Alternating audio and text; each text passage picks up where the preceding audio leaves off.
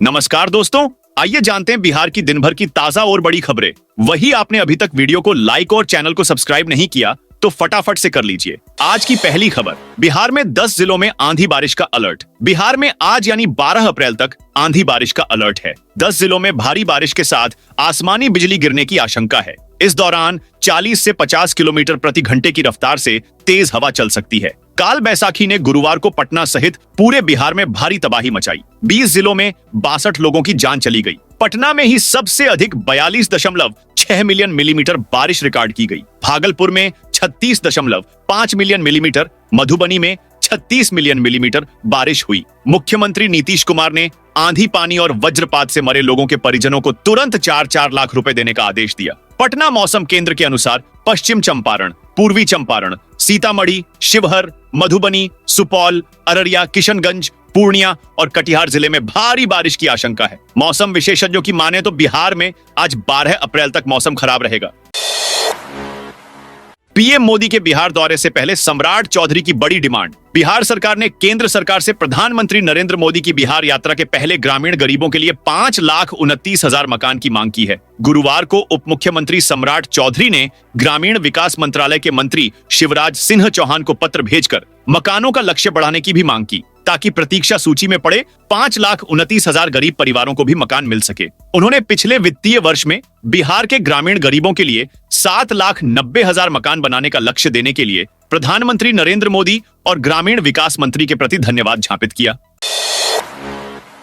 नीतीश सरकार का बड़ा ऐलान, सहरसा में SC/ST टोले तक पहुंचाया जाएगा। 22 योजनाओं का लाभ बिहार सरकार ने अनुसूचित जाति SC और अनुसूचित जनजाति ST वर्ग के लोगों के जीवन स्तर को ऊपर उठाने के लिए कई विकास योजनाएं शुरू की हैं। इन योजनाओं का लाभ हर योग्य व्यक्ति तक पहुंचे, इसके लिए सरकार ने अधिकारियों को SC/ST बस्तियों तक पहुंचने का आदेश दिया है। SC और ST समुदाय के लिए कुल 22 योजनाएं निर्धारित की गई हैं। इन योजनाओं में प्रधानमंत्री उज्ज्वला योजना, बच्चों का स्कूल में दाखिला, आंगनबाड़ी योजना, जन्म और मृत्यु प्रमाण पत्र, आधार कार्ड, कुशल युवा कार्यक्रम, कौशल विकास कार्यक्रम, मुख्यमंत्री निश्चय स्वयं सहायता भत्ता योजना, ई श्रम कार्ड, बिहार भवन निर्माण, कल्याण बोर्ड में पंजीकरण, आयुष्मान भारत कार्ड, स्वास्थ्य कार्ड और स्वास्थ्य शिविर शामिल हैं। इन योजनाओं में प्रधानमंत्री आवास योजना, वास भूमि, बासगीत पर्चा, इंदिरा गांधी राष्ट्रीय वृद्धावस्था पेंशन, विधवा पेंशन, रानी लक्ष्मीबाई सामाजिक सुरक्षा पेंशन, मुख्यमंत्री वृद्धजन पेंशन योजना,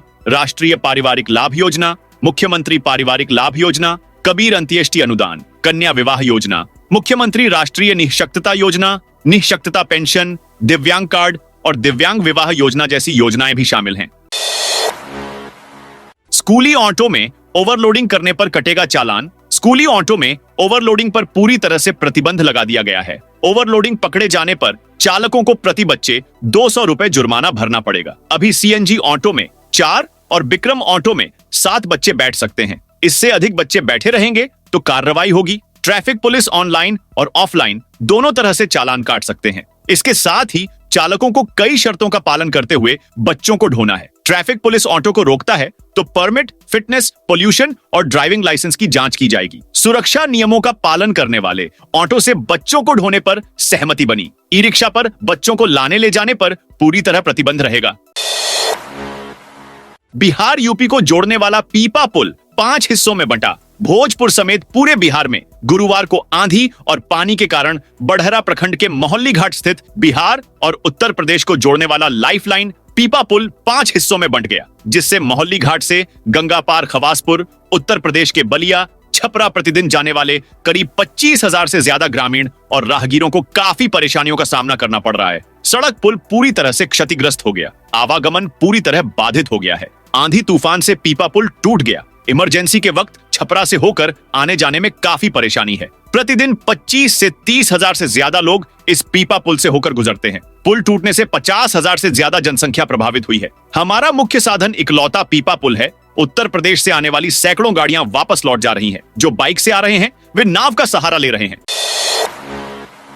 बिहार में शिक्षा की गुणवत्ता बढ़ाने के लिए बड़ा फैसला। सरकारी विद्यालयों में गुणवत्तापूर्ण शिक्षा सुनिश्चित करने के लिए निरीक्षण अधिकारी कक्षाओं में जाकर बच्चों से बातचीत करेंगे और उनकी समस्याओं का समाधान करेंगे। निरीक्षण के दौरान वे शिक्षकों से भी बात करेंगे और अध्ययन अध्यापन की स्थिति का जायजा लेंगे। निरीक्षण अधिकारी प्रत्येक कार्य दिवस पर कम से कम 3 विद्यालयों का निरीक्षण करेंगे और अपनी रिपोर्ट जिला शिक्षा पदाधिकारी को सौंपेंगे।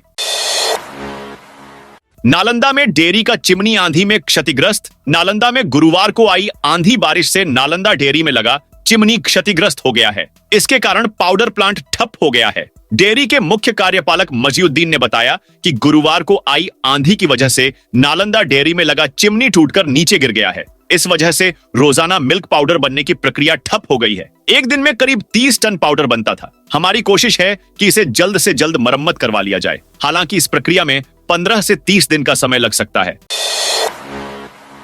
अब दीघा से दीदारगंज 30 मिनट में पहुंच सकेंगे। सीएम ने जेपी गंगा पथ के चौथे फेज किया उद्घाटन। मुख्यमंत्री नीतीश कुमार ने गुरुवार को पटना में जेपी गंगा पथ के चौथे फेज का उद्घाटन किया है। करीब 3,831 करोड़ की लागत से 20.5 किलोमीटर लंबी सड़क का निर्माण किया गया है। चौथे फेज के उद्घाटन के बाद दीघा से दीदारगंज का फासला कम हो जाएगा। अब 30 मिनट में ही दीघा से पटना सिटी के दीदारगंज पहुंच सकेंगे। पहले ये समय 1.5 घंटे से ज्यादा लगते थे। वहीं नवादा, नालंदा जैसे जिलों से पूर्वी और पश्चिमी पटना की ओर आने वाले लोगों को बड़ी राहत मिलेगी।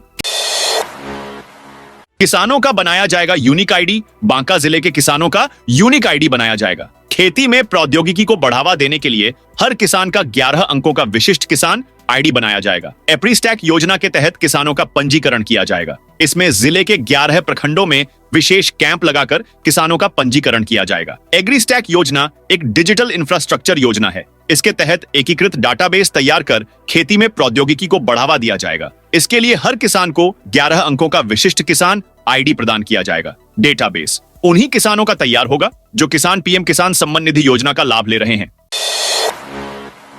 सरकारी जमीन की कर दी फर्जी जमाबंदी। सदर अंचल में सरकारी जमीन की फर्जी जमाबंदी कायम करने के मामले में दैनिक जागरण में गुरुवार को खबर प्रकाशित होने के बाद डीएम पूरी तरह से एक्शन में आ गए हैं। मामले पर संज्ञान लेते हुए उन्होंने एडीएम डॉ शशि शेखर को अविलंब इस मामले की जांच कर दोषी के खिलाफ बड़ी कार्रवाई की अनुशंसा करने का निर्देश दिया है। एडीएम से जांच और कार्रवाई की अनुशंसा तेजी से करने को कहा गया है। डीएम के इस आदेश के बाद सरकारी जमीन की फर्जीवाड़ा करने के मामले में शामिल पदाधिकारी, कर्मचारियों और अवैध लाभ लेने वालों में हड़कंप मच गया है। मालूम हो, आरा सदर अंचल में इस तरह के मामलों का खुलासा लगातार हो रहा है। मुजफ्फरपुर में 3 दिन बादल छाए रहेंगे। मुजफ्फरपुर समेत उत्तर बिहार के जिलों में 13 अप्रैल तक बादल छाए रहने की संभावना है। तराई और मैदानी क्षेत्रों में वज्रपात और तेज हवा के साथ हल्की बारिश या बूंदाबांदी हो सकती है। हल्की वर्षा 2 से 5 मिलीमीटर तक हो सकती है। अधिकतम तापमान 32-36 डिग्री सेल्सियस और न्यूनतम तापमान 20-23 डिग्री सेल्सियस रहने की संभावना है। अगले 2 दिनों में 15 से 20 किलोमीटर प्रति घंटा की रफ्तार से पछिया हवा चलने की संभावना है, जिसके बाद पूर्वा हवा चल सकती है। कुछ स्थानों पर तेज हवा भी चल सकती है। आर्द्रता सुबह में 75 से 85% और दोपहर में 30 से 40% रहने की संभावना है। बिहार के शहरी गरीबों को भी मिलेगा पक्का मकान। प्रधानमंत्री शहरी आवास योजना के तहत बिहार में अब तक 4,33,000 से अधिक आवेदन प्राप्त हो चुके हैं। इनमें से 2 लाख से अधिक आवेदकों का सत्यापन हो चुका है। केंद्र सरकार ने पहले चरण के लिए 1,12,000 घरों के निर्माण को मंजूरी दे दी है। इस योजना के तहत कुल 4,148 करोड़ रुपए की राशि स्वीकृत की गई है। कांग्रेस के सीएम आवास मार्च को पुलिस ने वाटर कैनन से रोका। पलायन रोको, नौकरी दो पदयात्रा का आज पटना में समापन है। कन्हैया कुमार की पदयात्रा में आज सीएम आवास मार्च का आयोजन किया गया था। सैकड़ों लोगों के साथ सीएम से मिलने जा रहे कांग्रेस के जुलूस को पुलिस ने रास्ते में रोक दिया। दोनों ओर से झड़प और धक्का मुक्की के बाद पुलिस ने प्रदर्शनकारियों को रोकने के लिए वाटर कैनन का प्रयोग किया गया। पुलिस ने कन्हैया समेत कई नेताओं और कार्यकर्ताओं को हिरासत में ले लिया है। राष्ट्रीय महासचिव सचिन पायलट भी शामिल हुए।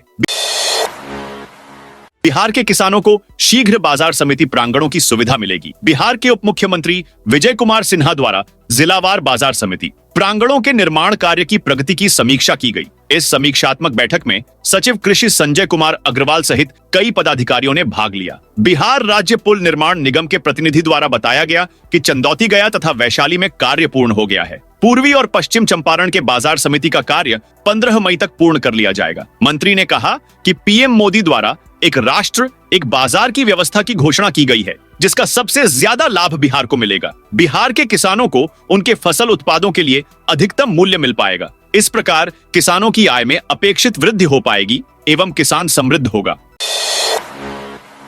जापानी राजदूत ने महाबोधि मंदिर में किया दर्शन। जापान के राजदूत केइची ओनो शनिवार सुबह बौद्ध धर्म की पावन भूमि महाबोधि मंदिर पहुंचे। उनके साथ जापान टूरिज्म एजेंसी के कमिश्नर नाओया हाराइकावा, जापान एम्बेसी के सेकंड सेक्रेटरी ryuta साइटो और अधिकारी मासाहिरो कावाकामी मौजूद थे। सभी मेहमान बोधगया की धरती पर शांत और सुखद अनुभूति अनुभव करते हुए नजर आए। राजद विधायक रीतलाल यादव के ठिकाने पर बड़ा छापा। लालू यादव की पार्टी आरजेडी के विधायक रीतलाल यादव के ठिकानों पर छापा पड़ा है। छापेमारी की इस कार्यवाही में 1000 पुलिसकर्मी शामिल हैं। रीतलाल के दानापुर स्थित आवास पर छापेमारी जारी है। पूरा इलाका छावनी में तब्दील हो गया है। बताया जा रहा है कि रीतलाल के घर पटना पुलिस और एसटीएफ ने रेड मारी है। दानापुर एसपी समेत कई थानों की पुलिस मौके पर मौजूद है। हालांकि अभी तक ये साफ नहीं हो पाया है कि किस मामले में पुलिस ने इतनी बड़ी कार्रवाई की है।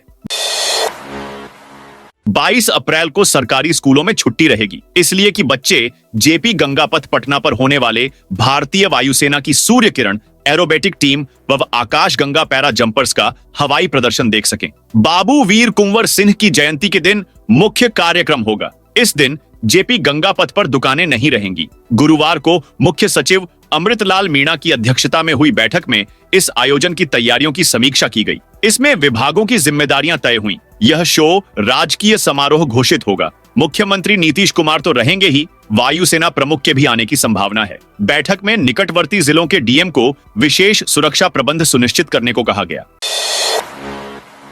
नॉन इंटरलॉकिंग कार्य को लेकर 4 ट्रेनें रद्द। बिलासपुर मंडल के रायगढ़ झारसुगुड़ा रेलखंड स्थित कोटारलिया स्टेशन पर चौथी रेलवे लाइन की कमीशनिंग का काम शुरू होगा। इसके लिए नॉन इंटरलॉकिंग कार्य 2 चरणों में किया जाएगा। पहला चरण 11 से 18 अप्रैल तक और दूसरा चरण 19 से 23 अप्रैल तक चलेगा। इस तकनीकी कार्य के कारण रेलवे ने 4 एक्सप्रेस ट्रेनों का परिचालन रद्द किया है। दरभंगा सिकंदराबाद एक्सप्रेस 11, 15, 18, 22 और 25 अप्रैल को रद्द रहेगी। सिकंदराबाद दरभंगा एक्सप्रेस 12, 15, 19 और 22 अप्रैल को नहीं चलेगी। बिलासपुर पटना एक्सप्रेस 11 और 18 अप्रैल को रद्द रहेगी। पटना बिलासपुर एक्सप्रेस 13 और 20 अप्रैल को रद्द रहेगी।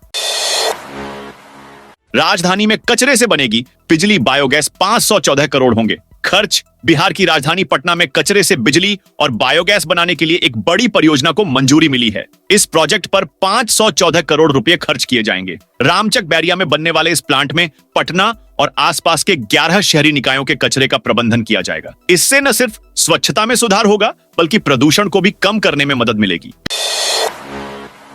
बिहार में शिक्षकों के लिए खुशखबरी। सरकार ने वेतन भुगतान को लेकर जारी किया सख्त आदेश। बिहार के सरकारी विद्यालयों में कार्यरत शिक्षकों के लिए बड़ी राहत की खबर है। लंबे समय से मार्च समेत बकाया वेतन का इंतजार कर रहे सभी कोटि के शिक्षकों को अब 1 हफ्ते के भीतर भुगतान मिल जाएगा। शिक्षा विभाग ने सभी जिला शिक्षा पदाधिकारियों को स्पष्ट निर्देश दिया है कि 7 दिनों के भीतर सभी शिक्षकों को वेतन और बकाया का भुगतान हर हाल में सुनिश्चित किया जाए।